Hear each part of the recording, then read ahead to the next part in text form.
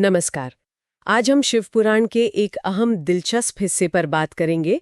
ये एक कथा है भगवान शिव के भिक्षु अवतार की, और ये जुड़ी है विदर्भ के एक राजकुमार से, जिसके जन्म के साथ ही काफी मुश्किलें आ गईं। बिल्कुल, ये कहानी शिव पुराण के उस अंश से है जहां भगवान शिव एक भिक्षु का रूप धरते हैं। और ये सिर्फ राजकुमार की कहानी नहीं है, ये उसके माता पिता और एक ब्राह्मणी की भी कहानी है। हाँ, और कैसे शिवजी ने भिक्षु बनकर न सिर्फ उसकी रक्षा की, बल्कि सबके भाग्य के पीछे जो कर्मों का खेल था उसे भी उजागर किया। सही कहा, ये कर्म, प्रारब्ध और फिर ईश्वरीय कृपा, इन सबका एक अद्भुत मिश्रण है इस कथा में। तो चलिए शुरू करते हैं। कथा कहाँ से शुरू होती है? विदर्भ के राजा थे सत्यरथ। हाँ, राजा सत्यरथ शिव भक्त थे, पर एक युद्ध में उनकी मृत्यु हो जाती है। उनकी पत्नी रानी, वो गर्भवती थी। वो किसी तरह बच निकलती है जंगल की तरफ। अच्छा, और फिर जंगल में एक सरोवर के किनारे वो एक पुत्र को जन्म देती हैं। लेकिन तभी पानी पीते समय एक मगर, जिसे श्रोत में ग्राह कहा गया है, हो हाँ, वो रानी को अपना ग्रास बना लेता है। यानी बच्चा जन्म लेते ही अनाथ हो गया। कितनी दुखद शुरुआत है। बिल्कुल।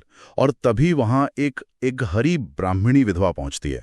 वो भिक्षा मांगकर अपना और अपने एक बेटे का पेट पालती थी। उसने देखा बच्चे को। हाँ, देखा, मन में दया भी आई, पर वो झिझकी कि ये किसका बच्चा है, किस कुल का है, इसे कैसे अपना लूं। स्वाभाविक है, उस जमाने में कुल गोत्र का बहुत महत्व था। एकदम। और यहीं पर कहानी में वो रहस्यमयी मोड़ आता है। एक तेजस्वी भिक्षु अचानक प्रकट होते हैं। वो भिक्षु वही थे भगवान शिव? हाँ, वही थे शिव। उन्होंने ब्राह्मणी को समझाया, डरो मत, ये बालक पवित्र है, सूर्यवंशी क्षत्रिय है, विदर्भ का राजकुमार, इसे पालो। पर ब्राह्मणी ने मान लिया ऐसे ही, या उसने सवाल पूछे?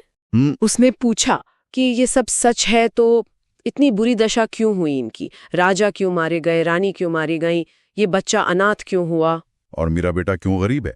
हाँ, यहीं पर कर्मों का सिद्धांत आता है ना? बिल्कुल। यहीं पर भिक्षु रूपी शिव ने पूरा खुलासा किया। उन्होंने सबके पिछले जन्मों के कर्मों का हिसाब बताया। जैसे राजा सत्यरथ, वो पिछले जन्म में पांड्य देश के राजा थे। उन्होंने एक बार प्रदोष काल यानी शाम का वो शिव पूजा का विशेष समय। हाँ, बिल्कुल।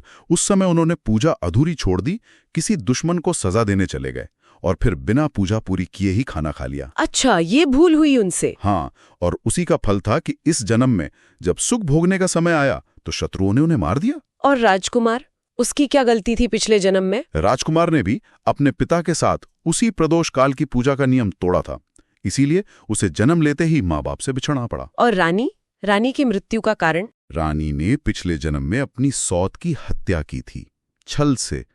उसी पाप के कारण इस जन्म में उसे ग्रह ने मारा। बाप रे, हर घटना के पीछे कोई न कोई पुराना कर्म जुड़ा है। हाँ, और उस ब्राह्मणी की बेटे की गरीबी का कारण भी बताया। वो क्या था? वो पिछले जन्म में ब्राह्मण तो था, पर उसने सिर्फ दान लिया, कभी खुद यज्ञ हवन जैसे अच्छे कर्म नहीं किए, बस ज्ञान रखा पर कर्म नहीं, इसलिए दरिद्र हुआ। अच्छा, तो ये सब बताकर शिवजी ने क्या किया? क्या कोई रास्ता दिखाया? हाँ, रास्ता दिखाया। कहा, भगवान शंकर की शरण लो, उनकी पूजा करो। उन्होंने ब्राह्मणी से कहा कि दोनों बालकों का यज्ञोपवीत संस्कार करवाओ और नियम से प्रदोष काल में शिव की आराधना करो। मतलब जिस प्रदोष पूजा के उल्लंघन से समस्या हुई, उसी की आराधना से समाधान मिलेगा। एकदम सही। और ये उपदेश देकर शिव अपने असली रूप में प्रकट हुए। ब्राह्मणी ने उनकी स्तुति की और फिर भगवान अंतर्ध्यान हो गए। फिर क्या हुआ? क्या ब्राह्मणी ने ऐसा ही किया? जी हाँ, उसने दोनों बच्चों को पाला पोसा, उनका यज्ञोपवीत करवाया। फिर वो दोनों बच्चे बड़े होकर शांडिल्य मुनि के शिष्य बने और उन्होंने नियम से प्रदोष व्रत और शिव पूजा शुरू कर दी। और उसका फल मिला? बिल्कुल मिला। स्रोत कहता है कि ब्राह्मणी के बेटे को अचानक धन का एक कलश मिल गया, उसकी गरीबी दूर हो गई। अरे वाह! और राजकुमार, जो अब धर्मगुप्त नाम से जाना जाने लगा, उसका विवाह एक गंधर्व कन्या से हुआ। फिर उसने गंधर्वों की मदद से अपनी शत्रुओं को हराया और अपना खोया हुआ राज्य वापस पा लिया। निष्कंटक राज किया उसने। और वो ब्राह्मणी? वो राजमाता बनी। तो देखिए कैसे कर्मों का फल मिला और फिर सही भक्ति और कर्म से कैसे भाग्य बदल भी गया। सच में ये कथा बहुत कुछ सिखाती है। कैसे भगवान अपने भक्तों की सुनते हैं, कैसे कर्मों का असर होता है, लेकिन सच्ची भक्ति और सही रास्ते पर चलने से बुरा भाग्य भी अच्छे में बदल सकता है। हाँ, और ये सोचने पर भी मजबूर करती है कि हम अपने जीवन की घटनाओं को कैसे देखते हैं। क्या वो सिर्फ संयोग हैं या हमारे ही कर्मों की एक कड़ी?